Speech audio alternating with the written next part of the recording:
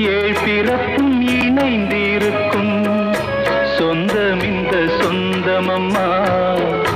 வாழ்விருக்கும் நாள் வரைக்கும் தஞ்சமுந்தன் நெஞ்சமம்மா.